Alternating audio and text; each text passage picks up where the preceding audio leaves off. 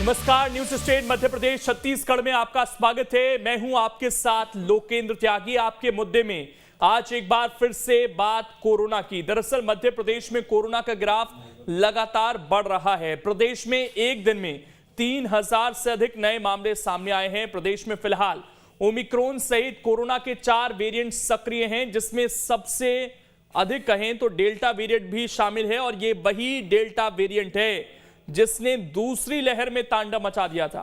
सबसे चिंता की बात यह है कि तीसरी लहर में पहली बार 22 साल की एक लड़की की मौत हुई है। अभी तक सिर्फ बुजुर्गों के मौत की खबर सामने आई थी। कुल मिलाकर हालात फिलहाल बेकाबू होते दिख रहे हैं या बेकाबू होते जा रहे हैं।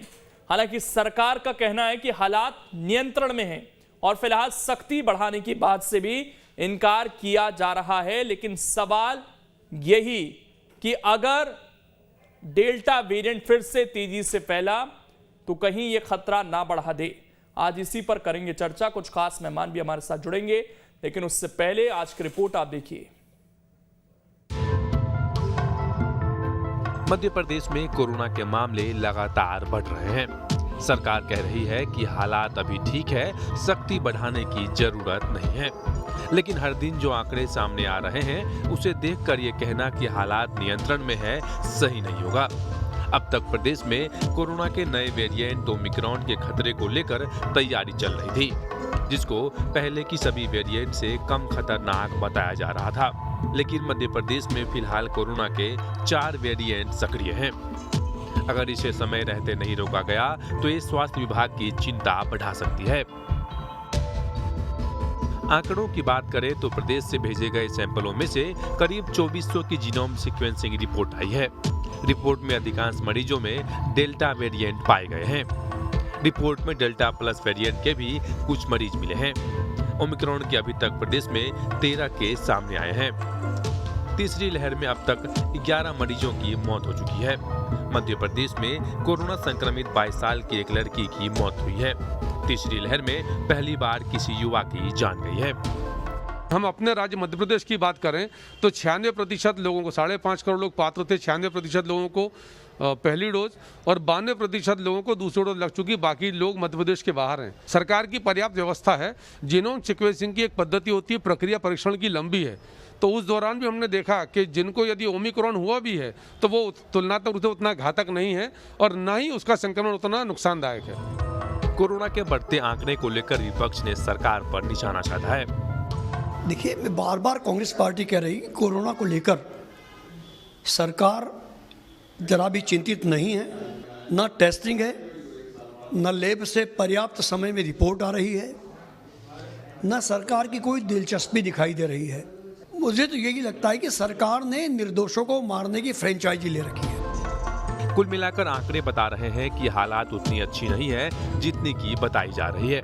पिछले 2 हफ्तों में अलग अलग तरह से सख्ती की गई, जिसके बावजूद भी कोरोना का ग्राफ लगातार बढ़ रहा है। सरकार सख्ती बढ़ाने से कतरा रही है तो वही पब्लिक है कि मानती नहीं। मतलब लोग भी खूब लापरवाही कर रहे हैं। Team news state. तो फिलहाल चिंता इसी बात की है कि ओमिक्रॉन को बेशक ये कहा जा रहा है कि इसमें हॉस्पिटलाइजेशन का जो दर है वो काफी कम है, लेकिन अगर डेल्टा वेरिएंट की वापसी फिर से हो जाती है तो कहीं हमारी तैयारियां कम ना पड़ जाएं। चर्चा करने के लिए 2 खास मेहमान इस वक्त हमारे साथ जुड़ गए हैं। सबसे पहले परिचय करा देता हूं। Doctor R K. धाकड़ जी हैं, हेल्थ एक्सपर्ट हैं। सर, आपका बहुत बहुत स्वागत है। और शहरयार खान जी हैं, प्रवक्ता हैं कांग्रेस के। इसके अलावा बीजेपी की तरफ से सनवर पटेल जी भी हमारे साथ जुड़ेंगे थोड़ी देर में। लेकिन आर.के. धाकड़ जी, सवाल यह है कि डेल्टा वेरिएंट के मरीज अभी भी मिल रहे हैं मध्य प्रदेश के अंदर, और जो जीनोम सीक्वेंसिंग की रिपोर्ट सामने आई है उसमें 4 वेरिएंट मध्य प्रदेश में सक्रिय दिख रहे हैं। कहीं हम ऐसा ना हो कि ये कहते रहें कि इसका खतरा कम है और इस बीच डेल्टा फिर से अपने पैर ना पसार ले। ये कितना बड़ा खतरा फिलहाल एज अ हेल्थ एक्सपर्ट आपकी नजर में है? देखिए, डेल्टा वेरिएंट की बात करें तो डेल्टा वेरिएंट कहीं गया नहीं था, वो थोड़ा कम बीच में हो गया था। लेकिन अगर आप अमेरिका में, यूरोप में या इंग्लैंड में देखें तो वहाँ वो ऑलरेडी काफ़ी उसमें चल रहा था। चूँकि लोगों का आना जाना पूरा वर्ल्ड में जारी रहा तो कहीं ना कहीं इसके ट्रांसमिशन में बहुत ज़्यादा देर नहीं लगती। तो उसी तरह से जैसे बाहर से लोग देश में आते हैं तो मध्य प्रदेश में भी आते हैं। रही बात ओमिक्रॉन की, तो ओमिक्रॉन का पता जीनोम सीक्वेंसिंग के कुछ समय बाद ही पता चलता है ना। और उसमें कम से कम 1 से 1.5 महीने का कभी कभी 20-25 दिन का वक्त लगता है जी। पर अभी अगर सेकंड वेव के साथ में कंपेयर करें तो कैजुअलिटी बहुत ही कम है, काफ़ी कम है। हमारे यहाँ भी एक कैजुअलिटी हुई है, पर उसमें बात ये रही है कि आवाज आ रही है मेरी? जी आ रही है सर, बोलिए। उसमें बात ये रही है कि वो जो पेशेंट आया उसको बहुत ज़्यादा हेमोप्टाइसिस है, बहुत ज़्यादा खून की उल्टियाँ उसको हो रही थी लगातार, उसको कई ब्लड भी चढ़ाए गए और उसके बावजूद भी तो ये मान लें कि वो डेथ हुई उसकी, उसका कारण कुछ और रहा होगा, लेकिन क्योंकि पॉजिटिव आया तो उस वजह से ये मान सकते हैं कि वो उससे रिलेट हो गया। पर फिर भी सतर्कता की बहुत ज़्यादा ज़रूरत है, क्योंकि कौन सी बीमारी के साथ में कब ये कोइंसाइड कर जाए ये कुछ नहीं कह सकते। इस समय पहले की अपेक्षा ये कह सकता हूँ कि पर्याप्त सुविधाएं और व्यवस्थाएं हैं, चाहे वो बेड्स की हो अस्पतालों में या ऑक्सीजन से रिलेटेड मैटर हो, सारी तैयारियां हैं पूरी तरह से। ठीक, तो मैं लौट रहा हूँ डॉक्टर साहब आपके पास। शहरियार खान जी, लगातार सवाल उठ रहा था जीनोम सीक्वेंसिंग की मशीनों को लेकर, और अगर मध्य प्रदेश के अंदर जो कहा गया कि हम मशीनें लगवा रहे हैं, 4 मशीनें लगेंगी अलग अलग शहरों में, लेकिन अगर वो ठीक से अभी तक काम कर रही होती तो रिपोर्ट जल्दी आ जाती, हम तैयारी भी उस हिसाब से कर लेते। शायद अभी हम सोच रहे हैं कि ओमिक्रॉन ने पता चला कि डेल्टा के मामले ज़्यादा आ रहे हैं। क्या आपको लगता है कि यहाँ पर एक चूक हुई है कि हम जो मशीनें लगनी थी वो नहीं लगवा पाए समय से?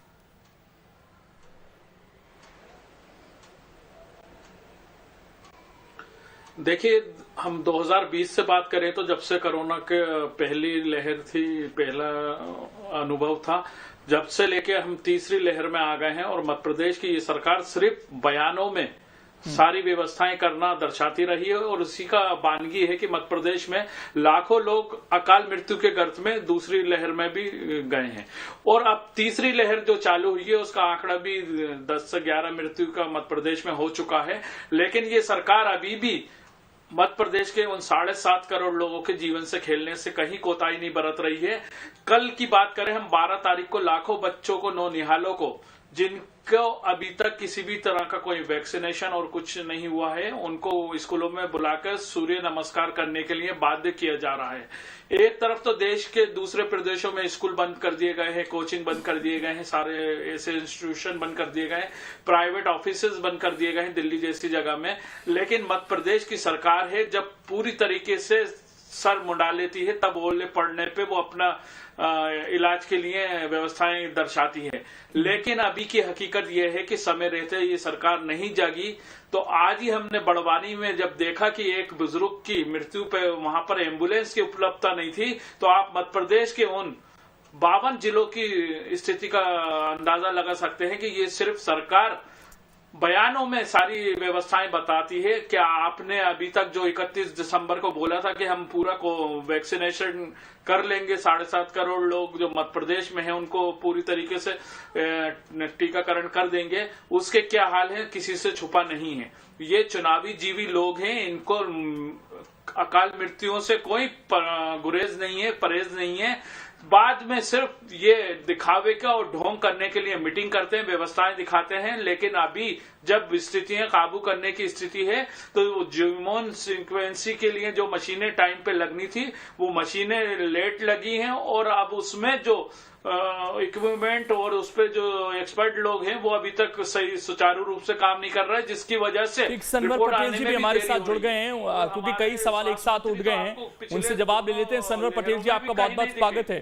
और सर, सवाल ये है कि अब देखिए 4 वेरिएंट की पुष्टि हो रही है मध्य प्रदेश में, जो इस वक्त सक्रिय हैं और उसमें डेल्टा वेरिएंट भी शामिल है, उसके मामले भी रिपोर्ट किए जा रहे हैं। तो अगर जीनोम सीक्वेंसिंग मशीन हमारे यहाँ काम कर रही होती सर, और इसकी तैयारी हम पहले से कर लेते, तो आपको नहीं लगता कि तैयारी उस हिसाब से हम कर पाते? अभी भी 20-20, 15-15 दिन में रिपोर्ट आ रही है, वो भी बहुत सीमित। लोकेंद्र जी, बहुत ही अच्छा सवाल किया आपने। देखिए, मैं आपको बताना चाहता हूं कि मध्य प्रदेश में हमारे विद्वान मित्र ने कहा कि कोई व्यवस्था नहीं, कोई गंभीरता नहीं है। मैं उनको बताना चाहता हूं कि मध्य प्रदेश की सरकार संवेदनशील सरकार है। मध्य प्रदेश में 90,000 से ज्यादा बिस्तरों का इंतजाम है, जिसमें isolation bed, oxygen bed, ICU, HDU bed शामिल है। मैं आपको बताना चाहता हूं, उन्होंने कहा कि टीके के लिए दिसंबर की लास्ट लाइन थी 10 करोड़ 60 लाख से अधिक टीके मध्य प्रदेश में लग चुके हैं। 7.5 करोड़ हमारी जनता है, 7.5 करोड़ 100% पात्र नहीं है, अभी छोटे बच्चे पात्र नहीं है। 10 करोड़ 60 लाख टीके पात्र लोगों को लगने के अलावा जो 15 से 18 वर्ष के बच्चे हैं, युवा हैं, उनको जो टीके लगे हैं वो अलग है। 60 वर्ष से अधिक के लोगों को जो बूस्टर डोज लगा है वो अलग है। 10 करोड़ 60 लाख के अलावा ओमिक्रॉन का एक भी मामला ईश्वर की कृपा से मध्य प्रदेश में अभी तक नहीं आया है। सर, ओमिक्रॉन के मामले सामने आ चुके हैं सर। 9 मामले तो कितने दिन पहले रिपोर्ट किए गए, वो संख्या लगातार बढ़ रही है। देखिए, अभी सक्रिय मामले नहीं है, जो आए थे उनकी तबीयत ठीक है। उसमें भी 2 बातें थी कि ये ओमिक्रॉन के मामले बाहर से चूंकि आए हैं तो ओमिक्रॉन है या नहीं है। पर मैं आपकी बात भी अगर मानूं तो भी आज सक्रिय मामले ओमिक्रॉन के एक भी नहीं है। लोकेंद्र जी, तो फिर कौन से वेरिएंट के हैं सर मामले? सवाल तो ये है, ओमिक्रॉन तो कम खतरनाक है और वेरिएंट तो ज्यादा खतरनाक है। लोकेंद्र जी, ये अपनी सरकार के डाटा को चैलेंज कर रहा है। लोकेंद्र जी, प्रदेश में रोजाना 75,000 से 80,000 टेस्टिंग प्रतिदिन की जा रही है।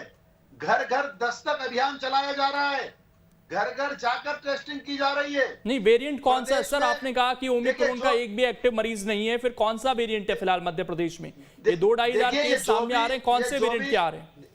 देखिए, ये जो कोरोना का डेल्टा या कोरोना का जो भी वेरिएंट है, ये वेरिएंट के 97% मरीज, 97% मरीज सामान्य लक्षण वाले होम आइसोलेशन में रहकर ठीक होने की स्थिति में है। डेल्टा वेरिएंट सर, जिसने इतना घातक रूप लिया देश में, उसके बारे में आप कह रहे हैं कि सारे मरीज आइसोलेशन में ठीक हो जाएंगे। वर्धन है। देखिए लोकेंद्र जी, ये आंकड़े हैं मध्य प्रदेश के कि आज 97% मरीज लोकेंद्र जी आइसोलेशन होकर ठीक हो रहे हैं। बोलिए शहरयार खान जी, बोलिए।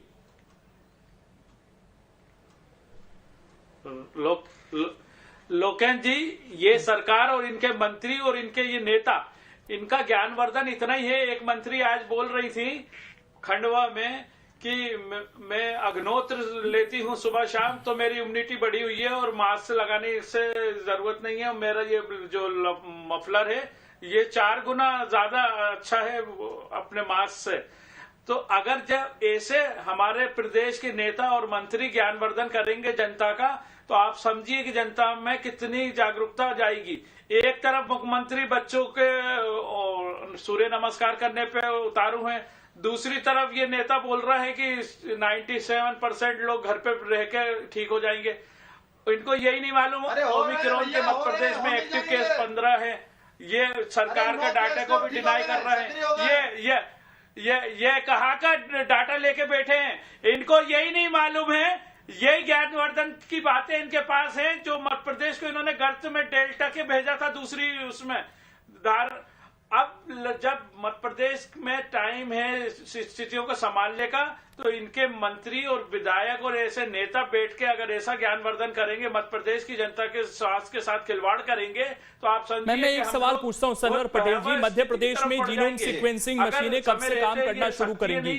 आप लोगों ने कहा था कि 4 मशीनें हम लगा रहे हैं, वो कब एक्टिव होंगी सर? इस पर जवाब नहीं मिलेगा। नहीं, शीघ्र हो रही है लोकेंद्र जी, बहुत जल्दी हो रही है। या आपको नहीं लगता कि ये काम हो जाना चाहिए था अब तक? नहीं, बहुत शीघ्र हो रही है लोकेंद्र जी। 2 महीने से यही बोल रहे हैं। ये सारी बातें क्यों बयानों तक सीमित रह जाती हैं सर? न्यूज स्टेट पे ही ये 2 महीने पहले भी इन्होंने यही बोला था। लोकेंद्र जी, ये मशीनें बाहर से आती है, इनके ऑर्डर्स तत्काल कर दिए गए। 2 महीने पहले कहाँ शहरयार जी, आप कब 2 महीने पहले बैठे थे? और ओमिक्रॉन 2 महीने पहले आपके वहां कब आया था?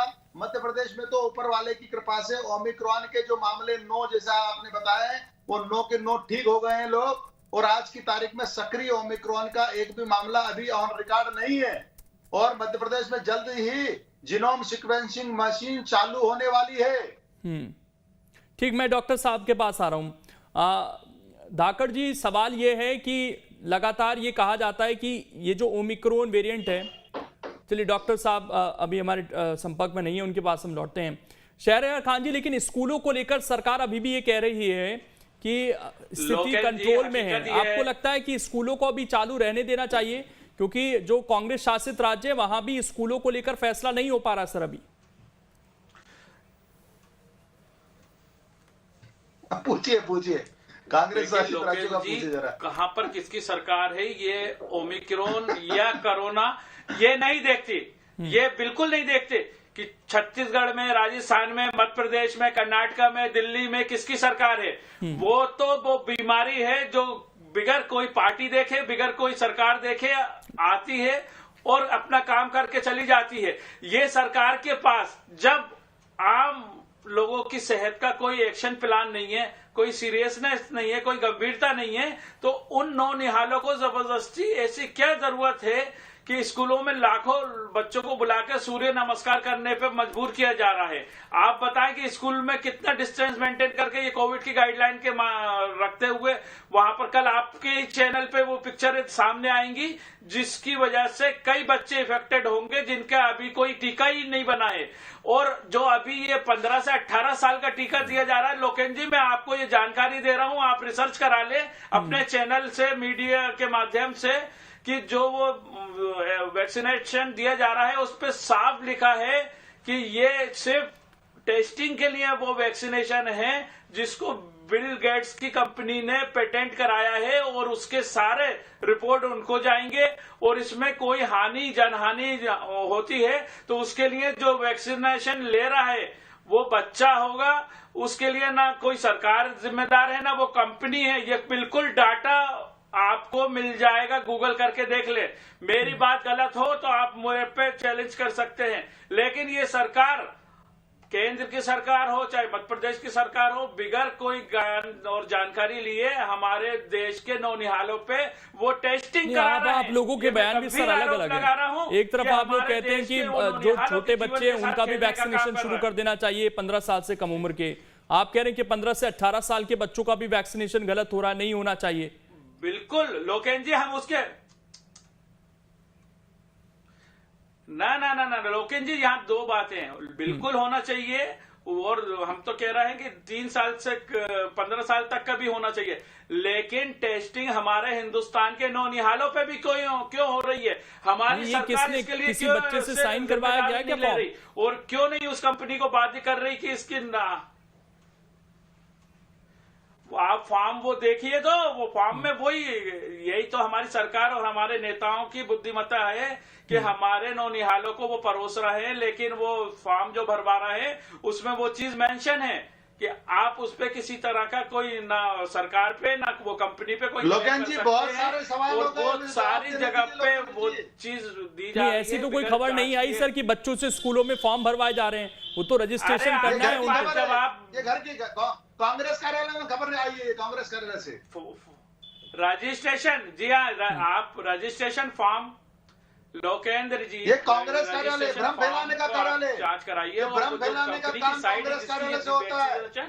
दी जा रही है, उसकी साइड पे क्लियर कट है कि इसके लिए कोई कंपनी जिम्मेदार नहीं होगी, ना भाजपा जिम्मेदार होगी, ना ये सरकार जिम्मेदार होगी। बच्चों पर किसी तरह का इफेक्ट पड़ा सर, वो जानकारी आप तक पहुंची है? अपने बच्चे को शहरयार खान जी, इतने सारे बच्चों को वैक्सीन लगी है तो उसका कोई वो इफेक्ट पड़ा है वो आपकी नजर में? लोकेन जी, बिल्कुल लोकेन जी, यही तो बात है, यही बात है कि हम आज ही उसके इफेक्ट को ढूंढ लेंगे। वो अगर मान लीजिए 6 महीने बाद, 3 महीने बाद, साल भर बाद उसका कोई इफेक्ट पड़ेगा तो उसके लिए जिम्मेदारी कौन लेगा? मेरा सवाल ये है, जिम्मेदारी तय होना चाहिए ना। हमारी सरकार लगवा रही है, आदेश दे रही है, प्रोत्साहित कर रही है, अच्छी बात है, लेकिन उसके लिए कोई जिम्मेदारी भी तय होना चाहिए कि अगर मालिक ना करे कुछ ऊंच नीच होगी तो वो कंपनी जिम्मेदार है कि सरकार जिम्मेदार है या राज्य सरकार जिम्मेदार है, लेकिन कोई जिम्मेदारी की बात नहीं हो रही। हमारे यहाँ तो सारे जो जानवरों पे भी टेस्ट होते हैं तो यहाँ मानव जीवन पे होते हैं। ये जवाब दीजिए इसका सनवर पटेल जी। देखिए लोकेंद्र जी, जितनी भ्रम की बातें हैं, जितनी मन गढ़ंत बातें हैं, जितनी झूठ बातें हैं वैक्सीनेशन को लेकर शुरू से, किस प्रकार से देश के लोगों को वैक्सीनेशन ना लगे, इस बात के लिए भ्रम फैलाने का काम कांग्रेस ने पहले दिन से किया है। और आज फिर हमारे विद्वान साथी संभावनाओं पर बहस कर रहे हैं। आप जिम्मेदारी ले रहे हो, आप बताइए। सनवर पटेल जी, आप चैनल पे जिम्मेदारी ले रहे हो, सरकार लेती है। आप जिम्मेदारी ले रहे हो, सरकार ले रही है, आपकी सरकार जिम्मेदारी ले रही है। झूठ बोल रहे हैं। 15 से 18 साल के बच्चों को जो वैक्सीनेशन लग रहा है मध्य प्रदेश कहाँ लिया, कहाँ पर लिया, वो लेटर बताइए, वो लेटर बताइए स्वास्थ्य विभाग का, वो स्वास्थ्य विभाग का लेटर बताइए, वो स्वास्थ्य विभाग का वो लेटर बताइए। मध्य प्रदेश जब भी अरे तेज चिल्लाने से आपकी झूठ नहीं परोसना बंद करिए, झूठ परोसना बंद करिए। तेज आवाज में बोलने से आपकी कमियां नहीं बंद हो जाएंगी, कमियां नहीं छुप जाएंगी। आप मध्य प्रदेश के लोगों के स्वास्थ्य के साथ खिलवाड़ कर रहे हैं, आप उनको स्वास्थ्य सुविधाएं नहीं दे रहे हैं। नहीं तो फिर आज बड़वानी में मृत्यु हुई है, एम्बुलेंस तो उपलब्ध नहीं कर पाया।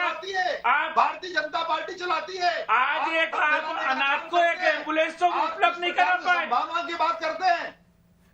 भारतीय जनता पार्टी भारत की सबसे झूठी पार्टी है। एक बात बताइए ना शहरयार खान जी, वही वैक्सीन तो फिर छत्तीसगढ़ में भी लग रही है, राजस्थान में भी लग रही है, वहां की सरकार ने मना कर दिया क्या उस वैक्सीन को लगाने से? सर आप इनको आत्म मंथन करना चाहिए। लगातार झूठ पर झूठ बोल रहे हैं लोकेंद्र जी। वही बात मैं बोल रहा हूँ कि ये जिम्मेदारी केंद्र सरकार की बनती है। केंद्र सरकार बताए देश को, केंद्र सरकार बताए देश को। आज 4 ओमिक्रॉन के मरीज आए छत्तीसगढ़ में। अरे केंद्र सरकार से कोई लेटर आया आपके पास? मध्य प्रदेश सरकार के पास कोई लेटर आया? लेकिन सनवर पटेल जी एक बात बताइए सर, कि स्कूल खोलने को लेकर सरकार अभी इतनी आमादा क्यों है? क्या बच्चे ऑनलाइन जब पढ़ाई कर रहे थे 2 साल से, आपको लगता है कि ऑनलाइन नहीं हो रही थी पढ़ाई? इसका मतलब आप ये मानते हैं इस चीज को, या स्कूलों का प्रेशर है आप लोगों पर? देखिए लोकेंद्र जी, ऑनलाइन पढ़ाई कभी भी स्थायी व्यवस्था नहीं रही हमारे यहाँ। सब आपका प्रेशर है, उनको फीसें उगाई करना है उन परिवारों से जो कोरोना की वजह से वैसे ही परेशान है। मैं जवाब दे दूं? सरकार प्रेशर बना के उनसे फीसें उगाई करवा रही है, ये उनका प्रेशर है। मैं जवाब दे दूं ना? 1 मिनट पूछ लेते ना, 1 मिनट सर। शहरयार खान जी कोरोना टाइम की फीस माफ करवाई। हाँ 1 मिनट। मामा सिर्फ मामा बनते हैं, भांजा भांजियों के दुश्मन बने हुए हैं। 1 मिनट सर, सुन तो लीजिए शहरयार खान जी, 1 मिनट बोलिए सनवर पटेल। देखिए लोकेंद्र जी, आज 15 से 18 वर्ष के वैक्सीनेशन में मध्य प्रदेश देश का नंबर 1 प्रांत है। ये इनके पेट में दर्द हो रहा है। जब मध्य प्रदेश किसी क्षेत्र में नंबर 1 आता है। आंकड़े के चक्कर में तो ऐसा नहीं है कि स्कूल खुले हुए हैं, ताकि हम फटाफट वैक्सीनेशन कर दें। एक बार वैक्सीनेशन हो जाए इसके बाद स्कूल बंद करेंगे। मैं लोकेंद्र जी आपकी बात पर आ रहा हूँ। मैं लोकेंद्र जी आपकी बात पर आ रहा हूँ। आपने दुखती रग पकड़ ली। लोकेंद्र जी मैं आपकी बात पर आ रहा हूँ। लोकेंद्र जी, कभी भी मध्य प्रदेश की सरकार ने या भारतीय जनता पार्टी ने कभी ये नहीं कहा कि ऑनलाइन व्यवस्था स्थायी व्यवस्था है। ऑनलाइन व्यवस्था वैकल्पिक व्यवस्था थी। जब पढ़ाई नहीं हो रही थी तो ऑनलाइन के माध्यम से पढ़ाई से बच्चे जुड़े, लेकिन ऑनलाइन व्यवस्था और स्कूलों को बंद को हमेशा के लिए नहीं किया जा सकता, अनादिकाल के लिए नहीं किया जा सकता। ऐसी स्थिति में स्टेप बाय स्टेप स्कूलों को खोला गया। जब कोरोना मध्य प्रदेश में 0 हो गया, सक्रिय मरीज 0 हो गए, मरीज आना 1 डिजिट में हो गए, तब मध्य प्रदेश में स्कूलों तो सर अब तो बढ़ रहे हैं सर, अब तो फैसला ले उस पर फिलहाल समय नहीं है मेरे पास, इसलिए माफी के साथ रोक रहा हूं। आप दोनों का शुक्रिया जुड़ने के लिए। लेकिन मामले बढ़ रहे हैं और न सिर्फ ओमिक्रॉन के केस सामने आ रहे हैं, बल्कि डेल्टा और जो दूसरे वेरिएंट है उनके केस भी लगातार देखने को मिल रहे हैं। ऐसे में लोगों से यही अपील है कि थोड़ी सी सावधानी वो रखें अभी भी, और बच्चों को भी खास सावधानी स्कूलों में रखें जब वो जा रहे हैं। मास्क का इस्तेमाल लगातार करते रहें, क्योंकि लगातार इस तरह की तस्वीरें सामने आ रही कि बच्चे स्कूल में जाकर मास्क हटा देते हैं। तो ये ना करें कम से कम, नहीं तो ये घातक हो सकता है। छोटे से ब्रेक के लिए यहाँ पर रुकेंगे, खबरें लगातार जारी हैं।